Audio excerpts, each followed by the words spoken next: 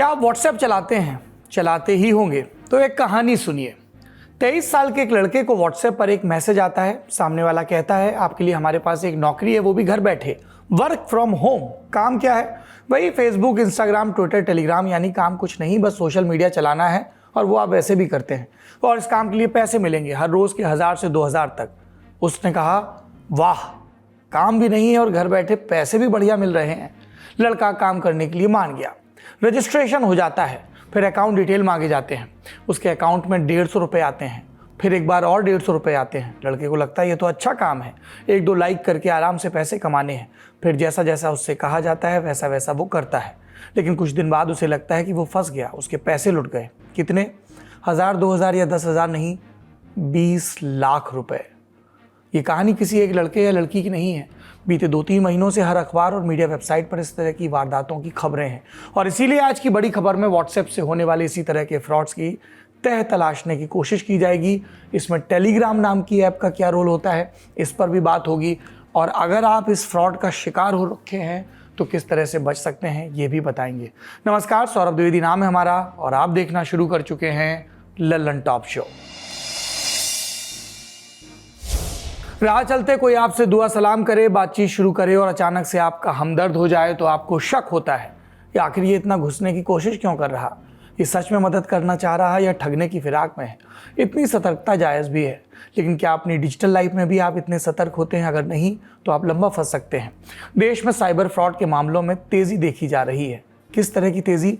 अंदाज़ा आप खबरों की दुनिया में चल रहे आंकड़ों से लगा सकते हैं। इंडिया टुडे की रिपोर्ट के मुताबिक पिछले 1 साल में cybercrime.gov.in पर 20 लाख से ज़्यादा शिकायतें दर्ज कराई गईं और 40,000 FIR भी दर्ज की गई। साइबर क्राइम का जरिया बन रहा है व्हाट्सएप और टेलीग्राम। बातचीत करने वाले इन प्लेटफॉर्म्स पर लाखों करोड़ों की ठगी का गंदा खेल चल रहा है। कैसा? उदाहरणों से समझते हैं। पहली कहानी सोनाक्षी की है, जाहिर है बदले हुए नाम के साथ। 16 मई की दोपहर 2:48 पर सोनाक्षी को व्हाट्सएप पर मैसेज आता है। मैसेज करने वाला अपना नाम बताता है, हर्षिता। फिर ये हर्षिता कहती हैं कि एक एडवर्टाइजिंग कंपनी में वो HR हैं। सोनाक्षी ने कुछ दिन पहले लिंक्डइन पर जॉब के लिए अप्लाई किया था। उसे लगा किसी HR ने CV देखा होगा। HR ने कंपनी का नाम बताया, वेट काउंसिल। गूगल सर्च किया तो कंपनी दिख भी रही थी। व्हाट्सएप पर इस मैसेज के बाद सोनाक्षी को कहा गया शाम 5:48 पर कि एक टेलीग्राम ग्रुप पर आप जुड़ जाइए। उससे पहले एक YouTube वीडियो को लाइक करने के लिए भी उन्हें कहा गया। वीडियो लाइक करने के लिए लिंक दिया गया। फिर टेलीग्राम ग्रुप पर ही उन्हें कुछ टास्क दिए गए। कुछ इंटरनेशनल डिज़ाइनर्स जैसे राहुल गुप्ता का ऑनलाइन रिव्यू लिखना, लाइक करना और सब्सक्राइब करना। बदले में मिले 150 रुपये। इसके बाद सोनाक्षी से कहा गया कि एक प्रीपेड टास्क है जिसमें उन्हें 1200 रुपये देने होंगे, बदले में और पैसे मिलेंगे। सोनाक्षी ने पैसे दे दिए। फिर कहा गया कि 5000 और दो, बदले में 7000 मिलेंगे। सोनाक्षी मान गई और सिलसिला शुरू हो गया। पहले 3000 और मांगे गए, फिर 5000 और फिर 1.5 लाख रुपये। अब एक बात पर ध्यान दीजिए, ये सब कहाँ चल रहा था? टेलीग्राम पर। सारी चैट टेलीग्राम पर और एक एक कर चैट डिलीट हो रही थी। यानी आपसे पैसे तो मांगे गए, लेकिन मांगने के बाद मैसेज डिसअपीयर हो गया। सोनाक्षी को अब समझ आने लगा कि कुछ गड़बड़ है। उसने आगे पैसे देने से मना करना शुरू कर दिया तो धमकी मिली। कहा गया कि पैसे दो वरना जितना दिया है उसमें से एक भी पैसा वापस नहीं मिलेगा और फिर उससे 4.5 लाख रुपए और वसूले जाएंगे और साथ में लीगल फ्रॉड का केस भी होगा। सोनाक्षी ने इसका कोई जवाब नहीं दिया, लेकिन जब तक वो जागी उनके खाते से 3 लाख रुपए जा चुके थे। अब दूसरा केस सुनिए। नोएडा के सेक्टर 74 स्थित सुपरटेक केप टाउन सोसाइटी की रहने वाली 33 साल की महिला को टेलीग्राम पर एक मैसेज आता है। मैसेज में घर बैठे पैसे कमाने की बात लिखी थी और उसके साथ एक ऑनलाइन लिंक www.elamoratel.com/login ये URL था। महिला ने बताया कि उन्हें मैसेज में फिल्मों को रेटिंग देने के लिए एक लिंक पर क्लिक करने को कहा गया था। रेटिंग देने के बदले बैंक अकाउंट में पैसे दिए जाने का ऑफर था। फिर उन्हें एक टेलीग्राम ग्रुप में जोड़ा जाता है। ग्रुप में पहले से सेटिंग रहती है, टोटल 25 लोग। और वो ग्रुप पर क्या लिखते हैं कि उन्होंने हज़ारों अब तक कमाए हैं इस काम से। फिर उस महिला से कहा गया कि 10,000 रुपये जमा करो और एक लिंक पर 30 बार क्लिक करो। इससे क्या होगा? 30 फिल्मों की रेटिंग हो जाएगी और उस महिला को क्या मिलेगा? कहा गया कि आपका पैसा 2 गुना हो जाएगा। फिर कहा गया कि 10,000 और दो। अब देखिए कैसी सदा सदी है ग्रुप पर। ग्रुप के लोग कह रहे हैं कि कभी कभी अपना पैसा डबल करने के लिए हमें 2 बार पेमेंट करनी होती है। टाइम्स ऑफ इंडिया अखबार की रिपोर्ट के मुताबिक महिला बताती है कि ऐसा करते करते जनवरी से मार्च तक 3 महीने में उन्होंने 12 लाख से ज़्यादा रुपए दे दिए। जब भी वो अपना पैसा वापस मांगती तो उसे टाल दिया जाता। उसे कहा जाता कि उसकी रेटिंग अच्छी है इसलिए उसके बैंक अकाउंट में पैसे भेजने में देरी हो रही है। एक और मामला सुनिए। संदीप गुड़गांव का सॉफ्टवेयर इंजीनियर, उसे 42 लाख का चूना लगा। कैसे? वही फॉर्मेट, पार्ट टाइम काम के बदले एक्स्ट्रा इनकम का लालच, और करना भी वही, यूट्यूब पर वीडियो लाइक करो। 24 मार्च को दिव्या नाम की लड़की ने उसे मैसेज किया, ऑफर देकर टेलीग्राम ग्रुप में जोड़ा, फिर निवेश करने के लिए कहा और क्विक एंड एश्योर रिटर्न्स का वादा दिया और पैसे देने के लिए फिर मना लिया। भरोसा और पक्का हो इसके लिए उसे टेलीग्राम ग्रुप पर कमल, अंकित और हर्ष नाम के लोगों ने स्क्रीनशॉट शेयर किए कि उन्हें कैसे बेतहाशा फायदा हुआ। संदीप ने अपने और अपनी पत्नी के अकाउंट से 42,31,600 रुपये ट्रांसफ़र कर दिए। इसके बाद भी उससे और पैसे मांगे गए और तब उसे मामला गड़बड़ लगा। वो फ़ौरन पुलिस के पास गया, लेकिन देर हो चुकी थी। 3 लाख, 12 लाख, 42 लाख, ये सिर्फ गिनती के केस नहीं है। नोएडा गुड़गांव के साइबर क्राइम थाने में जाएंगे तो ऐसे केसेस की फाइल का अंबार मिलेगा। स्ट्रेटजी कंसल्टेंसी और थिंक टैंक डीप स्ट्रैट के को फाउंडर आनंद वेंकट नारायण, वो इस मामले पर लिखते हैं इंडियन एक्सप्रेस अखबार में। क्या लिखते हैं? आधुनिक जीवन में 3 कांस्टेंट हैं, 3 चीजें तय हैं, मृत्यु, टैक्स और ठग। यानी मृत्यु, टैक्स और ठग ये जरूरी चीजें हैं। मृत्यु टल नहीं सकती। टैक्स हमने तभी तय कर दिए जब विकासवादी सीढ़ी पर हमने राज्य और राजाओं की स्थापना की, और ठग तब भी थे, आज भी हैं।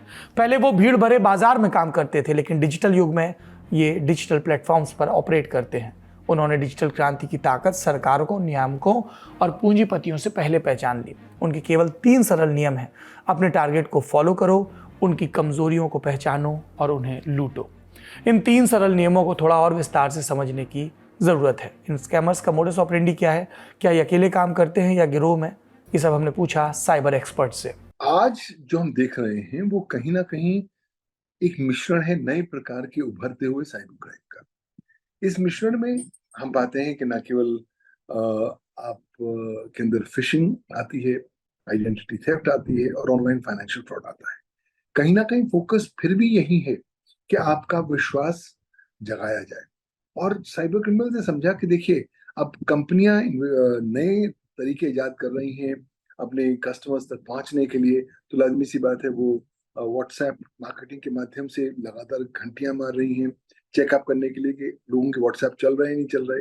तो उन्होंने ये नया तरीका अपना लिया है कि चलिए व्हाट्सएप के माध्यम से हम टारगेट करते हैं यूजर्स को, उपभोक्ताओं को, उनका विश्वास जीतते हैं और उनसे थोड़े पैसे मंगवा लेते हैं, थोड़े पैसे उनके अकाउंट में ज्यादा डाल देते हैं ताकि उन्हें ज्यादा बड़े मोटे पैसे के लिए टारगेट बनाया जा सके और उनके जो खाते हैं, उनके जो बैंक अकाउंट्स हैं, उनको खाली किया जा सके। लोग अपने जो भी एक्टिविटीज के सबूत हैं, सुराग हैं, अपने फोन पर रखते हैं। और भारतवर्ष में अगर आप 100 भारतवासी जो मोबाइल उपभोक्ता हैं उनको ले लें तो आप पाएंगे करीबन 92 से 93 भारतवासी अपने मोबाइल फोन पर ना तो पासकोड रखते हैं, ना ही कोई सुरक्षा का कवच रखते हैं। तो लिहाजा आपके फोन को हैक करना बच्चों का खेल है। तो यह साइबर क्रिमिनल्स क्या करते हैं? उनके पास एक बार कंफर्मेशन मिल गई कि ये नंबर आपका है, आप मोबाइल फोन, आप इस नंबर से व्हाट्सएप से जुड़े हुए हैं, आप फोन उठा रहे हैं, तो वो आपके फोन को फिजिकली हैक करते हैं और एक बार हैक करके उसमें जो जानकारी है उसको उत्पन्न करके देखते हैं, खंगालते हैं। और आई एम श्योर कि जब आप कुछ ना कुछ कहीं जा रहे हैं, कुछ कर रहे हैं, तो उसका कोई सुराग, कोई मैसेज, कोई व्हाट्सएप डिटेल्स, कोई एसएमएस होगा। उन एसएमएस के माध्यम से पहले ये आप पर रेकी करते हैं, अपना होमवर्क करते हैं कि आजकल इनके साथ हो क्या रहा है। तो वो भाषा बोलते हैं जो आप सुनना चाहते हैं और आप साथ ही साथ चंबे में भी पड़ जाते हैं कि साहब इन्हें कैसे पता? अगर इन्हें पता तो लाजमी सी बात है कि ये लोग ज्यादा सही होंगे। तो वहां पर जो उपभोक्ता है वो कच्चा खा जाता है और अक्सर नुकसान फेस करता है। वेस्टर्न कंट्रीज में पहले देखें तो ये पहले हो चुका है। जैसे इसको सोशल इंजीनियरिंग बोलते हैं, साइबर सिक्योरिटी के वर्ल्ड में हम इसको सोशल इंजीनियरिंग बोलते हैं। तो ये जनरली कैसे काम करता है, ये ह्यूमन इमोशंस पे काफी काम करता है। जैसे कि फियर हो गया, ग्रीड हो गया, आपका अर्जेंसी हो गया। सो जो इस बार का जो स्कैम है ग्रीड का, राइट, अगर आप देखें तो हमारा, और खास करके इंडिया, बिकॉज इंडिया मेटा के लिए, व्हाट्सएप के लिए एक बहुत बड़ा मार्केट है। और दूसरा हमारी जो हम जिस डेमोग्राफिक डिविडेंड की बात करते हैं, हमारे पास हमारे युवा इतने हैं जिनको जॉब की जरूरत है। तो ये जो ग्रीड है और कि आपको हम बहुत जल्दी लुभावनी ऑफर देते हैं, आपको दिन में घर में बैठ के आपको 10,000 रुपए मिलेंगे। और आजकल के टाइम पे after pandemic work from home एक रियलिटी है। तो पहले अगर आज से 3 साल पहले अगर हम ये अगर मेरे पास या आपके पास ये कॉल आता और आपको लोग बोलते कि 10,000 घर पे बैठे मिलेंगे, आप एक बार सोचते जरूर। बट आज सिंस वर्क फ्रॉम होम एक रियलिटी है, आप भी घर से काम कर रहे हैं, मैं भी घर से काम कर रहा हूँ, तो इस पे भरोसा करना उतना ज्यादा अनरियल नहीं है।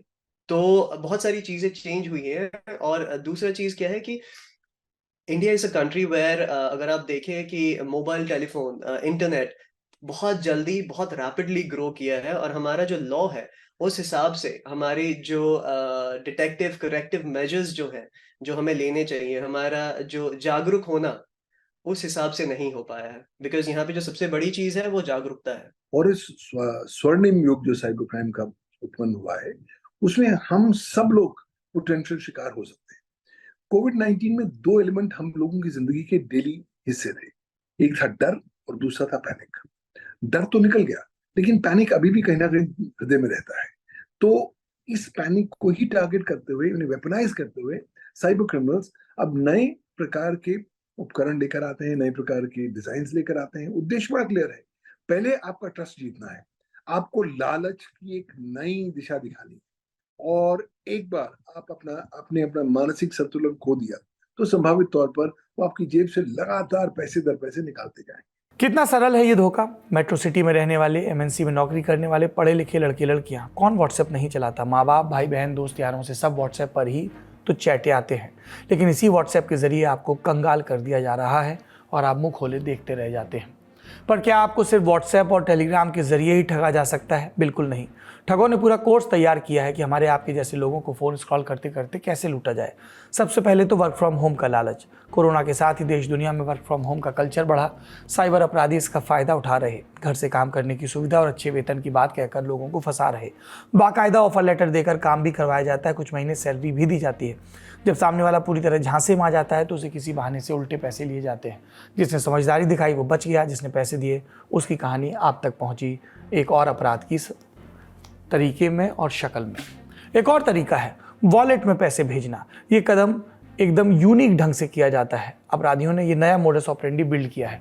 कहीं से भी आपके अकाउंट में वॉलेट में कुछ 100 या 1000 रुपए क्रेडिट होंगे। इसके बाद आपके पास फ़ोन आएगा, संभवतः रोते हुए। सामने से कहा जाएगा कि गलती से आपके अकाउंट में पैसे चले गए, प्लीज़ वापस कर दीजिए। माँ का इलाज कराना है या फिर बहन की शादी है। अगर आपने बात मान ली तो फिर लिंक या कोड के ज़रिए पैसे वापस मांगे जाएंगे। आप पैसे दे देंगे और आपका अकाउंट खाली हो जाएगा। फिर आता है OTP। घर के दरवाजे पर घंटी बजेगी और एक आदमी पार्सल के साथ सामने खड़ा होगा। आप कहोगे मेरा नहीं है या फिर मैंने ऑर्डर ही नहीं किया। डिलीवरी वाला दुखी सा चेहरा बनाकर कहेगा ठीक है, कैंसिल कर देता हूँ, बस आपके पास एक OTP आया होगा, वो बता देना। हम में से कुछ लोग OTP बता देते हैं और आपके अकाउंट से पैसे उड़ने शुरू हो जाते हैं। एक नया तरीका है, भैया दीदी कहता है एक शख्स आपके पास आएगा, कहेगा फ़ोन बंद हो गया, ख़राब हो गया या फिर चोरी हो गया, एक फ़ोन कर लेने दीजिए। हम जो रिचार्ज कराते हैं उसमें फ़ोन कॉल फ्री होती है। आप फ़ोन थमा देते हैं, बस यही खेला हो जाता है। बातों बातों में आपके फ़ोन पर कुछ नंबर डायल होते हैं और फिर आपका नंबर किसी दूसरे नंबर पर फॉरवर्ड। इसके आगे क्या होगा वो अपराधी के मूड पर तय होता है। पर एक बात साफ है, आप लालच में भी फंस सकते हैं, दया भावना में भी। बचने का एक ही तरीका है, जागरूकता, समझदारी और सतर्कता। इस बारे में हमारे in house tech editor Suryakant से सुनिए कि वो क्या कहते हैं। बिना कोई काम किए हुए या बहुत थोड़े से काम के बदले अगर आपको पैसे दिए जाने की बात कही जा रही है तो ये सबसे बड़ा संकेत है कि आपके साथ फ्रॉड होने वाला है। बात चाहे यूट्यूब पर वीडियो लाइक करने की हो या फिर घर बैठे काम करने की हो, ये सारे तरीके फ्रॉड के होते हैं। आपको अपनी उंगलियों के ऊपर काबू रखना है। कहने का मतलब ना तो स्मार्टफोन पे उस लिंक को क्लिक करना है और ना लैपटॉप पे आकर के माउस के साथ में उस लिंक के ऊपर जाना है। अगर आप ऐसा करते हैं तो आप इस फ्रॉड से बचे रहेंगे। फिर भी मान लेते हैं कि अगर आपके साथ फ्रॉड हो जाता है तो आप साइबर क्राइम की जो वेबसाइट है वहाँ पर जाकर के शिकायत कर सकते हैं। लेकिन शिकायत करने से पहले कुछ बातों का ज़रूर से ध्यान रखें। आपके पास जितना ज़्यादा डेटा होगा वो आपके लिए ही ठीक रहेगा। मसलन किस नंबर से आपको फ़ोन आ रहे थे, मैसेज आ रहे थे, आपके किस बैंक से आपका पैसा निकाला गया है, कब कब आपके साथ फ्रॉड हुआ है, सारी चीज़ों के स्क्रीनशॉट रखें, क्योंकि जब आप शिकायत दर्ज करने जाएंगे तो इनकी ज़रूरत पड़ेगी। आपको इसके तरीके हैं, आप चाहें तो कॉल करके जो साइबर क्राइम की वेबसाइट है उस पर कॉल करके आप शिकायत दर्ज करा सकते हैं। नंबर है 1930। आप चाहें तो वेबसाइट पर आकर के सीधे साइबर क्राइम की रिपोर्ट कर सकते हैं। यहाँ आपको इससे जुड़े कुछ डिटेल भरना होंगे और साइबर क्राइम का एक सोशल मीडिया अकाउंट है, आप उसको भी टैग कर सकते हैं। एक बात और, व्हाट्सएप पर अगर आपको इस तरह के कॉल या मैसेज आ रहे हैं तो उन्हें ब्लॉक करें, लेकिन सिर्फ ब्लॉक करने से काम नहीं चलेगा, उसे रिपोर्ट भी करिए। ब्लॉक करने से सिर्फ आपको छुटकारा मिलेगा, लेकिन जब ऐसे नंबर बहुत ज़्यादा रिपोर्ट होंगे तो उम्मीद है कि व्हाट्सएप की एआई को भी समझ आएगा कि कुछ गड़बड़ है। वैसे अनजाने नंबर वाली गड़बड़ का पता मेटा के मालिकाना हक वाले व्हाट्सएप को भी है। कंपनी जल्द ही अनजान नंबर से कॉल को ऑटो ब्लॉक करने वाला फीचर लाने वाली है। अब तक साइबर क्राइम मामलों में आपने जामताड़ा का नाम सुना था। जामताड़ा के लड़के सिम कार्ड के जरिए फ्रॉड करते थे, लेकिन जामताड़ा में भी अब व्हाट्सएप मॉडल शुरू हो चुका है। इस पर हमने बात की जामताड़ा के डीएसपी मंजरूल से। उन्होंने हमें बताया कि स्कैमर्स व्हाट्सएप के जरिए मैसेज करते हैं कि आपकी बिजली कट जाएगी और लोगों को झांसे में लेकर एनीडेस्क या टीम व्यूअर जैसे स्क्रीन शेयरिंग प्लेटफॉर्म पर खींच कर लाते हैं। एक बार आप उन्हें अपने सिस्टम का एड्रेस दे दें तो वो कितनी भी रकम उड़ा सकते हैं। पुलिस ने इस तरह के ऐप्स के बारे में जनता में जागरूकता बढ़ाई है। इस वजह से जब भी कोई एनीडेस्क या टीम व्यूअर का नाम लेता है तो लोग समझ जाते हैं उनके साथ फ्रॉड हो रहा। पर स्कैमर्स भी चालाक हैं, उन्होंने नए ऐप खोज लिए जैसे rusk desk. Jamtara cyber crime के मामलों में बदनाम है, लेकिन दिल्ली से सटे हरियाणा के मेवात में भी फ्रॉड करने की सीधी ट्रेनिंग दी जा रही है। हरियाणा के नूंह में इस महीने पुलिस ने कई साइबर ठगों को पकड़ा, पर यह जाल कितना बड़ा था आप सोच नहीं सकते। नूंह के गांवों में कोचिंग सेंटर चल रहे हैं जिसमें साइबर ठगी की ट्रेनिंग दी जाती है।